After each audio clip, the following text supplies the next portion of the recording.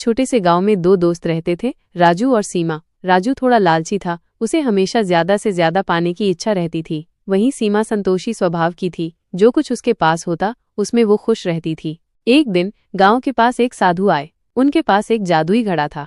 लोगों ने साधु से उस घड़े के बारे में पूछा तो उन्होंने बताया कि ये घड़ा किसी को भी उसकी जरूरत की चीजें दे सकता है, बस उसे सच्चे मन से मांगना होगा। राजू और सीमा दोनों साधु के पास गए। राजू ने सोचा, ये तो बहुत अच्छा मौका है, मैं इस घड़े से ढेर सारा सोना और हीरे मांगूंगा।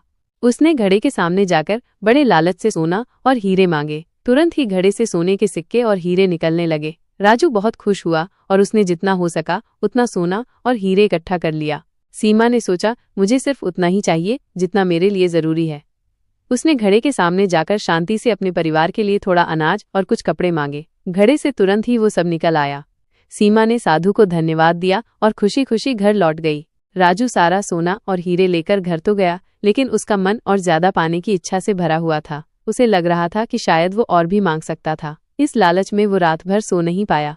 अगले दिन राजू फिर से साधु के पास गया। इस बार वो और भी ज्यादा सोना और एक बड़ा सा महल मांगने लगा। जैसे ही उसने ये सब मांगा, घड़े से आग की लपटें निकलने लगी। राजू डर गया और भागने लगा, लेकिन तब तक उसका सारा सोना और हीरे जलकर राख हो गए। वहीं सीमा अपने थोड़े से अनाज और कपड़ों से बहुत खुश थी। उसने उन चीजों का सही इस्तेमाल किया और उसका परिवार आराम से जीवन बिताने लगा।